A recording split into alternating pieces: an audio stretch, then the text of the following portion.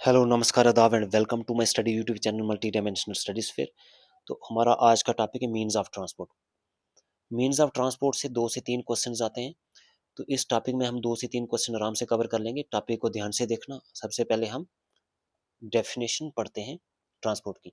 तो movement of people goods and services from one place to another place, कि लोगों और चीज़ों का एक जगह से दूसरी जगह लाना और ले जाने को ट्रांसपोर्ट कहते हैं। क्लासिफिकेशन ऑफ ट्रांसपोर्ट की पढ़ते हैं। लैंड ट्रांसपोर्ट में क्या कहता है, रोडवेज आते हैं और रेलवेज आते हैं।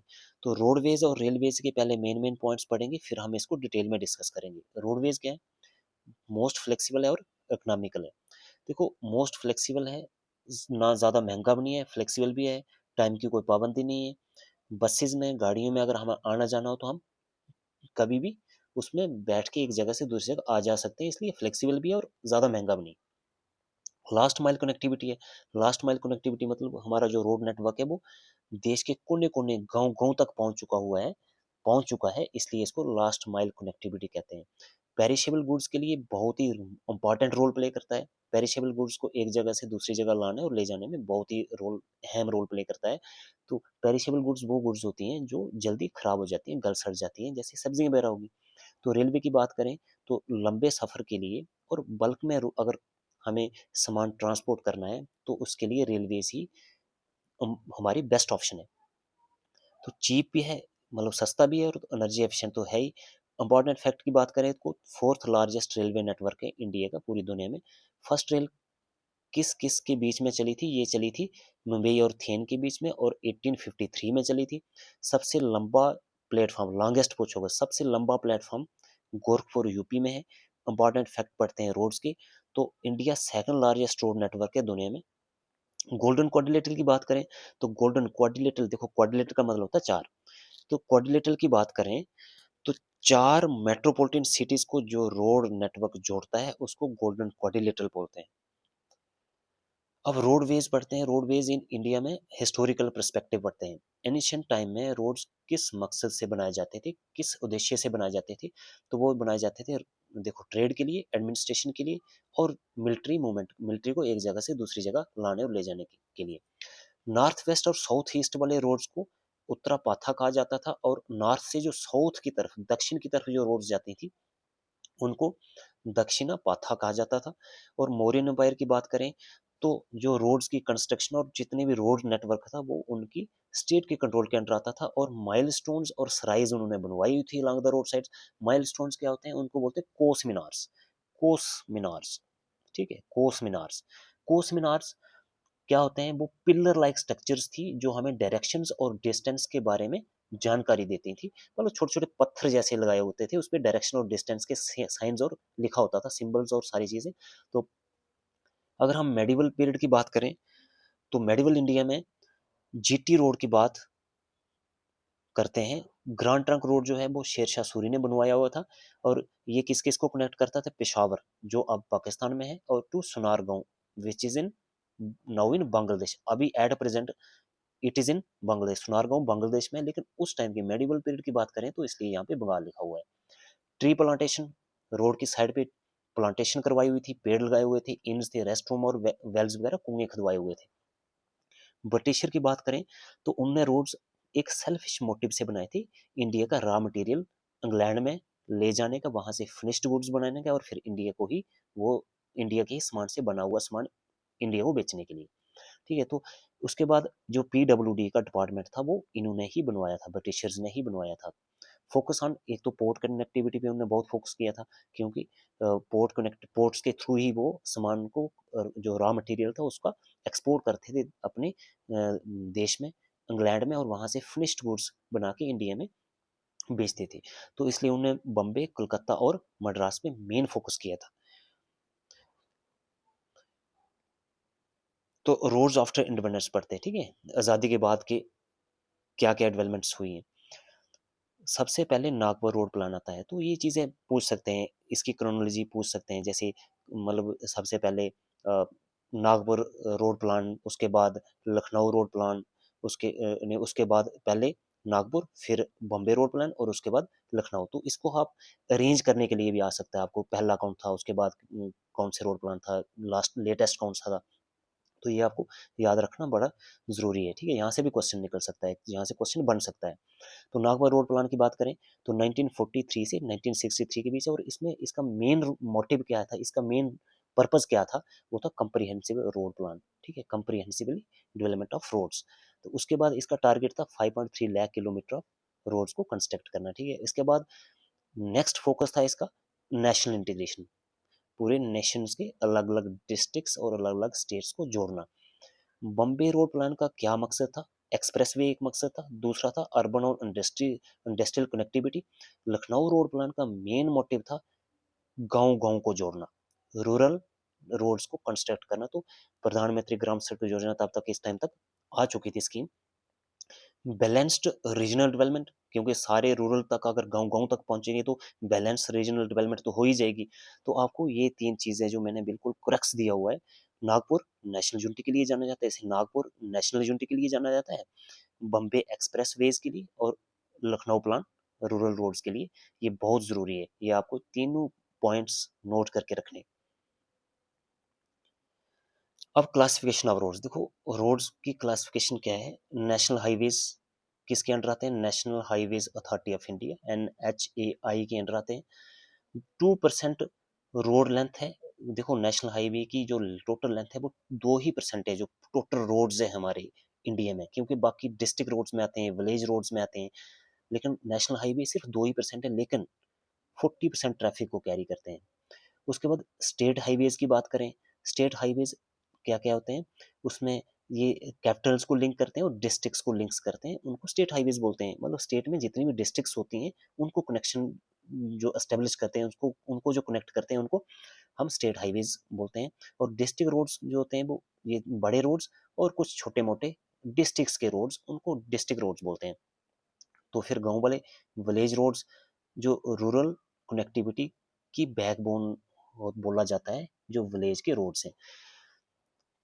की स्टैटिक फैक्ट्स फॉर एग्जाम देखो, India has the second largest road network, अभी हमने पीछे पढ़ा, लेकिन यूएसए पहले नंबर पे आता है। आफ्टर यूएसए पहले नंबर पे आता है, सेकंड लार्जेस्ट रोड नेटवर्क दूसरे नंबर पे इंडिया आता है।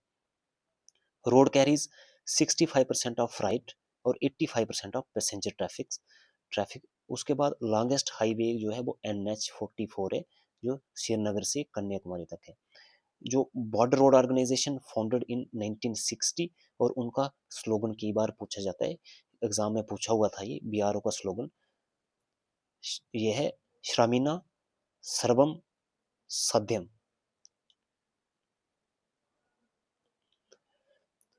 अब नेक्स्ट पढ़ते हैं करंट अफेयर रोड्स के बारे में।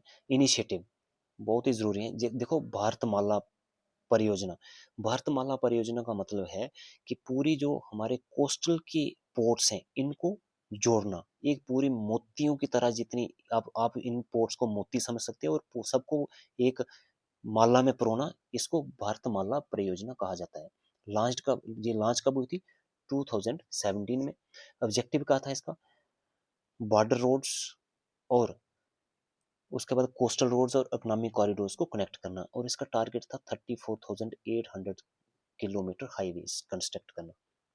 गोल्डन क्वाड्रिलेटरल की बात की थी अभी हमने, तो दिल्ली, मुंबई, चेन्नई और कोलकाता को जो रोड्स जोड़ती हैं उनको हम गोल्डन क्वाड्रिलेटरल बोलते हैं। देखो 1 2 3 4 ये ऐसे, इसको पूरे ये दिया हुआ है, दिल्ली, मुंबई, चेन्नई और कोलकाता, इसको गोल्डन क्वाड्रिलेटरल बोलते हैं।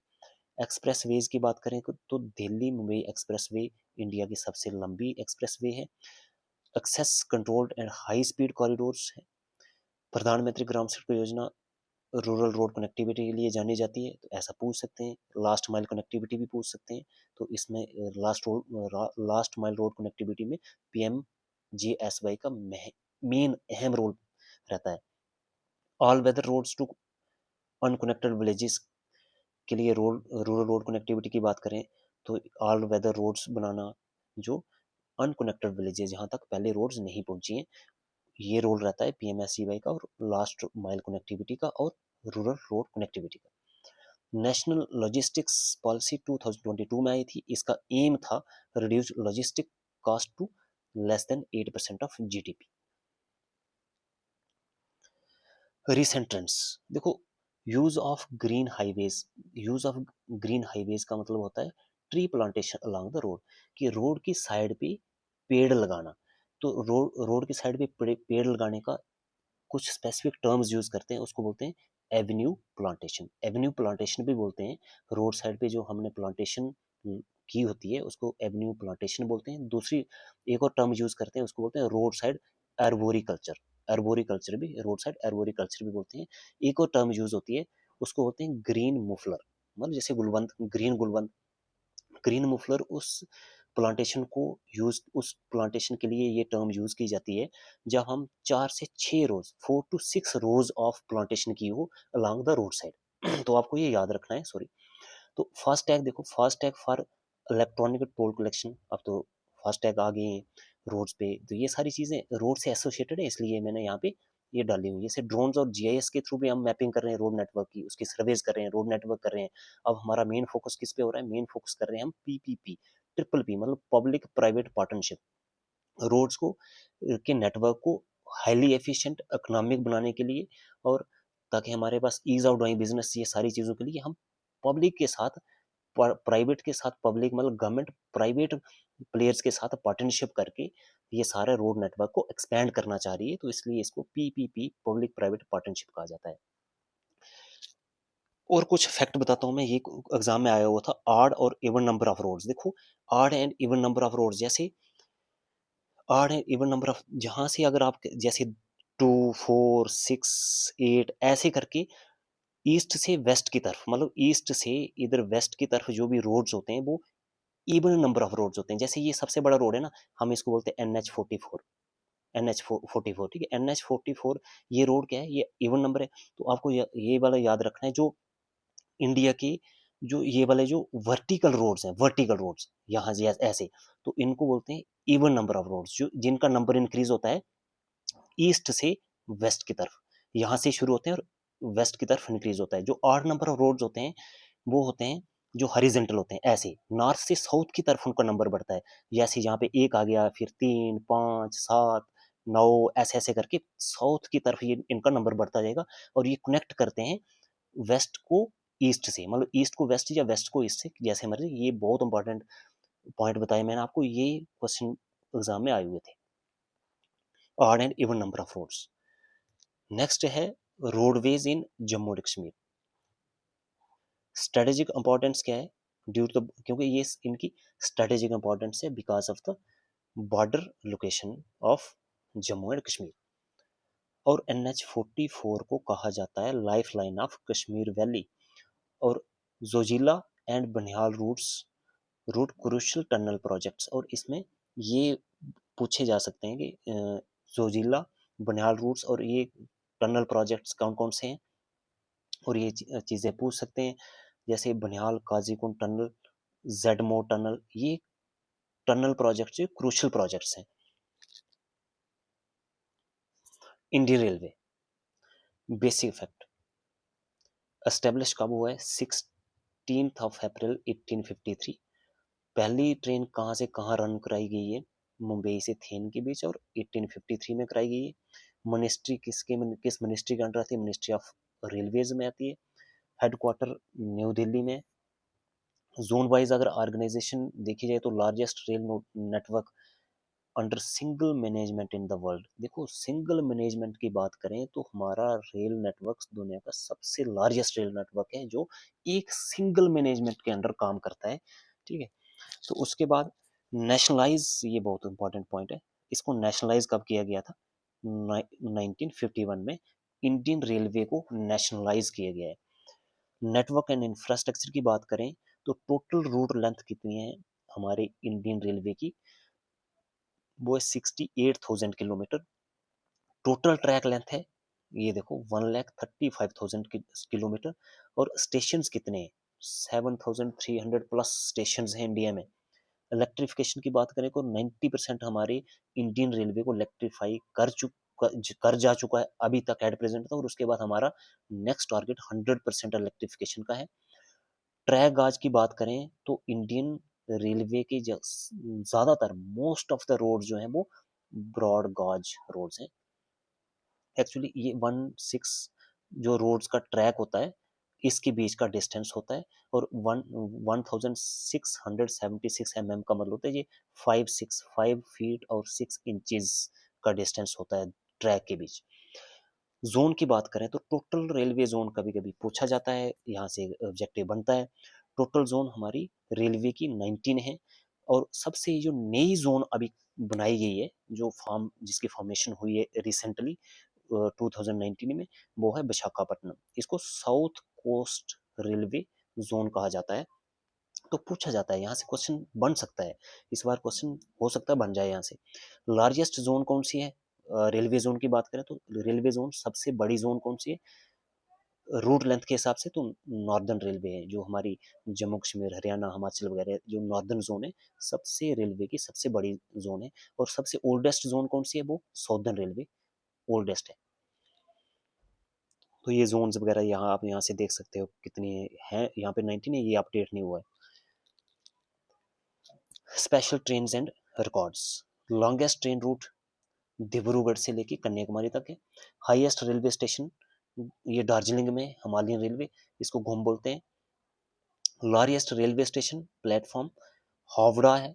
हमने पीछे लॉन्गेस्ट पढ़ा था, ये लार्जेस्ट है। लॉन्गेस्ट तो अभी हमने पढ़ा, देखो लॉन्गेस्ट पढ़ा हमने,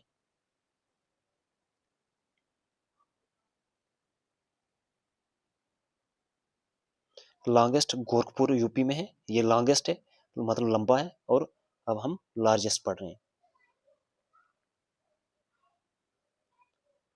लार्जेस्ट और लॉन्गेस्ट में फर्क होता है, ये हावड़ा जंक्शन है, लार्जेस्ट होता बड़ा, लॉन्गेस्ट होता लंबा। तो लॉन्गेस्ट देखो गोरखपुर जंक्शन, जो हमने अभी देखा, यहाँ पे भी लिखा हुआ है। ओल्डेस्ट ऑपरेटिंग लोकोमोटिव क्या है? फेरी क्वीन है। लॉन्गेस्ट ऑपरेटिव, अगर यहाँ से क्वेश्चन निकल सकता है, oldest operating locomotive fairy queen है। उसके बाद हमारे इंपॉर्टेंट फैक्ट पढ़ते हैं। Indian railway runs on broad gauge, ये अभी हमने पढ़ा। ब्रॉड गेज में, ब्रॉड गेज कितनी थी? 5 feet 6 inches. It is the distance between the track. Vande Bharat train are made in India, जितनी वंदे भारत ट्रेन से they are made in India.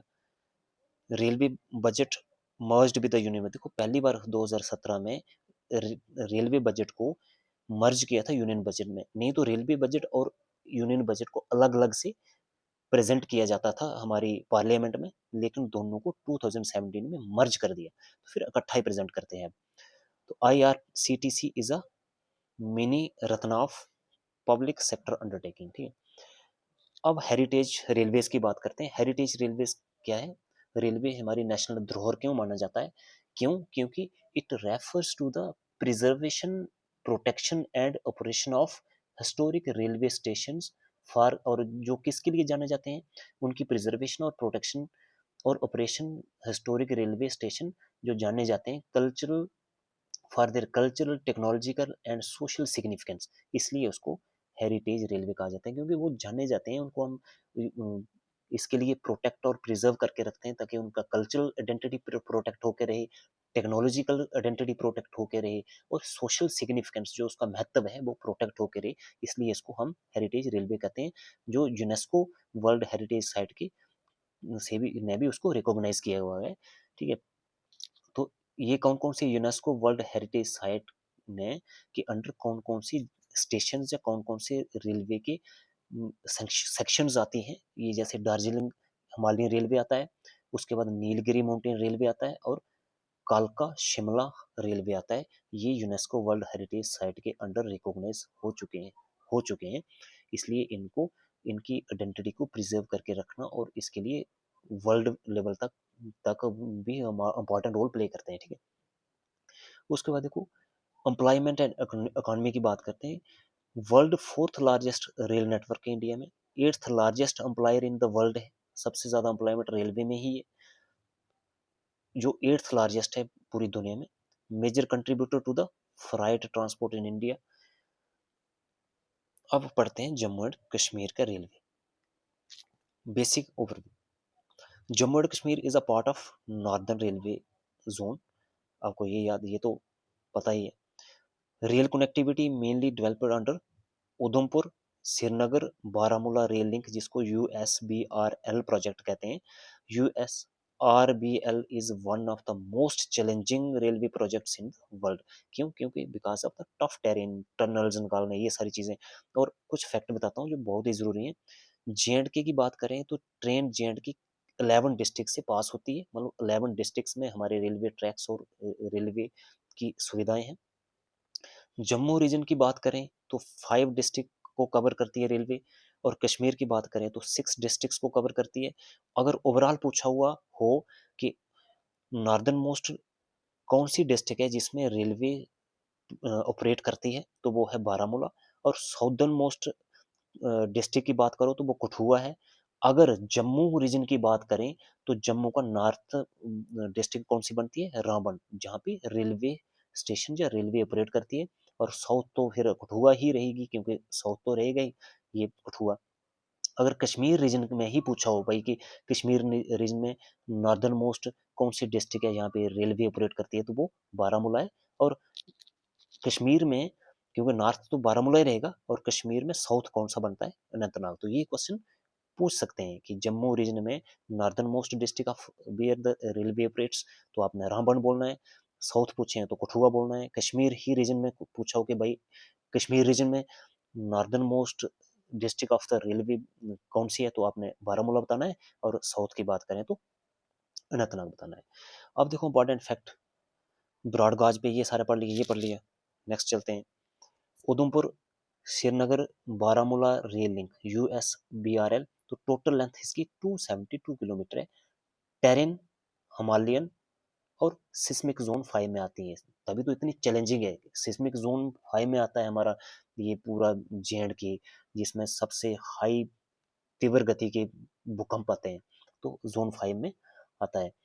Purpose क्या है, all weather connectivity to Kashmir valley. Strategic importance देखो देखी जाए तो बॉर्डर, जो हमारी स्टेट है ये इस पाकिस्तान के साथ बॉर्डर लगता है, चाइना, तो ये सारी चीज़ें इस वजह से ये सिविल और डिफेंस पर्पज से भी बहुत ज़रूरी है, स्ट्रेटेजिक इंपॉर्टेंस है इसकी। गॉज टेक्नोलॉजी की बात करें, देखो most of the Indian road जो है वो रेलवे ट्रैक्स जो हैं, रोड नहीं रेलवे ट्रैक्स, वो क्या है ब्रॉड गॉज पे ऑपरेट करते हैं, जिसकी जो इसका देखो ये लिखा हुआ है, ये ब्रॉड गॉज है, फिर नैरो गॉज होती है, फिर ये ब्रॉड गॉज होती है, ये सारी मीटर गॉज होती है, उसके बाद ये स्टैंडर्ड गॉज होती है। ब्रॉड गॉज जो है सब Indian most of the railway tracks जो है वो ब्रॉड गॉज ही है, जिसका दो ट्रैक के बीच का डिस्टेंस जो होता है ये होता है 5 फीट 6 इंचज, जिसको बोलते हैं 1676 mm। तो ये क्वेश्चन एक बार आया हुआ था, पूछा हुआ था ये। Some important points to remember, देखो ये बहुत ही जरूरी चीज है। Chenab rail bridge world's highest rail bridge है, ठीक है। इसकी हाइट कितनी है, 359 metre above the river bed, नीचे रिवर बेड से लेके ऊपर तक की जो हाइट है 359 है। और ये वर्ल्ड रेलवे, जो वर्ल्ड हाईएस्ट रेलवे ब्रिज है। लोकेटेड बिटवीन, ये ऐसा भी ये क्वेश्चन भी पूछ सकते हैं, किस किस के बीच में इसकी ये स्थित है, बकाल और कौरी अंजी खड ब्रिज के बीच है। India's first cable stayed railway bridge, India first cable bridge क्या है, स्टेड रेलवे ब्रिज। और लॉन्गेस्ट टनल जो है हमारे जम्मू कश्मीर में वो T49 है, ये यहाँ पे है। इसकी लोकेशन भी पूछ सकते हैं कि किस किस के बीच में, ये संगलदान और बनिहाल के बीच में है, ऐसे पूछ सकते हैं। तो ये आपको याद रखना है। लेंथ कितनी है, सबसे बड़े लॉन्गेस्ट जो टनल है उसकी 12.75 किलोमीटर। और लोकेशन क्या है, ये वाली इसको आपको याद रखना है, इसका लोकेटेड बिटवीन सुंबर एंड ये वाला और पिंचाला, ठीक है ये वाला। तो ऐसे यहाँ से भी देख सकते हो आप, ये इसके बीच में, तो ये पर्टिकुलर लोकेशन यहाँ पे पर्टिकुलर लिखा हुआ है, यहाँ अगर मोटा मोटा देखना हो तो इसके बीच भी पूछ सकते हैं क्वेश्चन, यहाँ से बन सकता है बनियाल और संगलदान वाली के बीच। और अगर इनमें बिल्कुल स्पेसिफिकली मेंशन हो तो ये आप ये याद रख सकते हो। तो पीर पंजल टनल लेंथ कितनी है, 11.2, पहले यही सबसे लॉन्गेस्ट था, अब ये वाला बन गया है हमारा T49। तो पहले पीर पंजल टनल ही सबसे लॉन्गेस्ट था, India longest railway tunnel for many years. उसके बाद frequently asked question, world highest railway bridge Chenab, longest tunnel in US BRL T49, first rail link to Kashmir valley Banihal Baramulla rail link. Water transport, अब water transport करते हैं। It includes inland and ocean transport, ठीक है। इसमें water transport में क्या-क्या आता है? इनलैंड ट्रांसपोर्ट मतलब जैसे जो लेक्स वगैरह, रिवर्स वगैरह के जो इनलैंड वाटरवेज होते हैं उनकी बात होती है, और ओशन तो ओशन ट्रांसपोर्ट आ गया जो ओशंस में होती है। अगर इनलैंड वाटरवेज की बात करें तो ये चीपेस्ट मोड ऑफ ट्रांसपोर्ट है, सबसे सस्ता, और used for heavy and bulky goods के लिए, ज़्यादा गुड्स के लिए ट्रांसपोर्ट करना है, बल्क में गुड्स को ट्रांसपोर्ट करने का काम भी आता है, जैसे कार्गो शिपमेंट होती है ना, टैंकर्स वगैरह, जो क्रूड ऑयल वगैरह की, तो ये सारे कंटेनर्स वगैरह की बात करें, है ना, कंटेनर्स वगैरह की शिपमेंट्स होती है। तो इम्पोर्टेंट फैक्ट्स क्या हैं? National waterways one, national waterway one कौन कौन सा है? गंगा, प्रयागराज से हल्दिया तक, और नेशनल वाटरवेज टू कौन सा है? ब्रह्मपुत्र में, और नेशनल वाटरवेज थ्री कौन सा है? West coast canal. तो ये क्वेश्चन यहाँ से बन सकते हैं। अब देखो रिसेंटली न्यूज में था ये वाटरवेज, रिसेंटली न्यूज में क्यों थी? क्योंकि पीएम ने अनेबोरेट किया था इनलैंड वाटरवेज टर्मिनस को अनेबोरेट किया था एट जोगी जोगी घोपा में इन असम। कहाँ पे किया था? जोगी घोपा इन असम, जो आता है it is under the national waterway second. तो पूछ सकते हैं कि जो अभी रिसेंटली न्यूज में था जोगी गोपा इन असम, वो कौन से वाटरवेज के अंडर आता है? तो वो आता है नेशनल वाटरवेज टू के अंडर। और इसका जो महत्व है, सिग्निफिकेंस क्या है? टू सपोर्ट द पीएम गति शक्ति। अब पीएम गति शक्ति को सपोर्ट करना, इसका महत्व है। जो इनलैंड वाटरवेज टर्मिनस की बात कर रहे हैं, तो ये पीएम गति शक्ति है क्या? ये नेशनल मास्टर प्लान है। नेशनल मास्टर प्लान है क्या करने के लिए? For linking roads, railways, ports, airways और वाटरवेज को। क्यों? क्योंकि to boost the economic growth, आर्थिक विकास को बूस्ट करने के लिए ये सारी पीएम गति शक्ति स्कीम, जो हमारा नेशनल मास्टर प्लान है, इसको चलाया गया है। इसमें सारे रोड्स, रेलवेज, पोर्ट्स, एयरवेज और वाटरवेज को कनेक्ट करना ही हमारा एम है, जिसकी वजह से इकोनॉमिक ग्रोथ होगी। अब हम पढ़ते हैं ocean transport, backbone of international trade है। देखो इंटरनेशनल ट्रेड सबसे ज़्यादा 90% जो होता है वो ओशन के थ्रू ही होता है, ठीक है। तो फॉरेन ट्रेड देखो 90% बाय वॉल्यूम जो हमारा ट्रेड होता है, फॉरेन ट्रेड दूसरे देशों के साथ, तो वो ओशन के थ्रू ही होता है। इंपॉर्टेंट पोर्ट्स, लार्जेस्ट पोर्ट कौन सी है? दीनदयाल पोर्ट इन कांडला, और उसके ओल्डेस्ट पोर्ट जो है वो चेन्नई पोर्ट है। ये कुछ इंपॉर्टेंट फैक्ट जो आपको याद रखने चाहिए, एग्जाम के पॉइंट ऑफ व्यू से बहुत ही जरूरी है, ये याद रखने, इसलिए दिए, आप इसको नोट डाउन भी कर सकते हो। एयर ट्रांसपोर्ट देखो, एयर ट्रांसपोर्ट की सबसे शुरुआत, पहले शुरुआत कहाँ हुई है, कब हुई है? 1911 में, बिटवीन इलाहाबाद और न्यानी के बीच, ठीक है। न्यानी और इलाहाबाद के बीच सिर्फ 10 किलोमीटर के डिस्टेंस में पहली फ्लाइट उड़ाई गई थी। इंडिया थर्ड लार्जेस्ट है सिविल एविएशन मार्केट में आफ्टर चाइना और यूएसए में।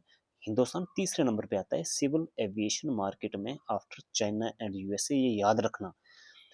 फास्टेस्ट मोड ऑफ ट्रांसपोर्ट देखो, सबसे फास्टेस्ट अगर एक जगह से दूसरी जगह जाना है तो हम इसी ट्रांसपोर्ट को ऑप्ट करते हैं, एयर ट्रांसपोर्ट को ऑप्ट करते हैं। Use for high value and low weight goods, ठीक है, हाई वैल्यू लेकिन ज़्यादा सामान इसमें लाया और ले जाया नहीं सकता है, कुछ लिमिट तक ही लाया और ले जा सकता है।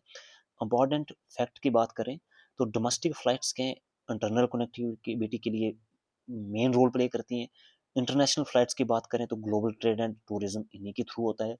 लार्जेस्ट एयरपोर्ट इन इंडिया की बात करें तो इंदिरा गांधी इंटरनेशनल एयरपोर्ट दिल्ली में है।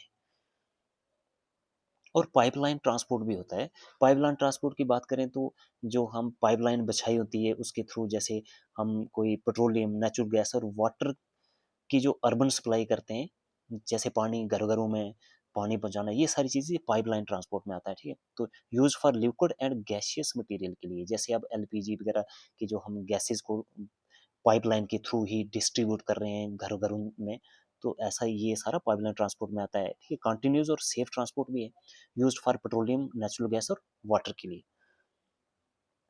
कंपैरेटिव समरी ये आप पढ़ सकते हो, जैसे मोड है, कास्ट क्या है, स्पीड क्या है, बेस्ट किसके लिए बेस्ट है। तो ये मैंने एक छोटे सा एक मतलब नोट से इसमें ये सारी चीज़ें डाल दी थी ताकि आप इसको देख लो, तो इसमें डिस्कस करने वाला आप देख सकते हो उसको। एग्जाम फैक्ट एंड मेमोरीज देखो, फास्टेस्ट और स्लोएस्ट, एयर, फिर रेलवे, फिर रोड्स, फिर water. Cheapest transport water transport है। बैकबोन ऑफ इंटरनेशनल ट्रेड है, क्योंकि 90% बाई वॉल्यूम यहीं से ट्रेड होता है, फॉरेन ट्रेड वर्ल्ड के साथ, दूसरे देशों के साथ।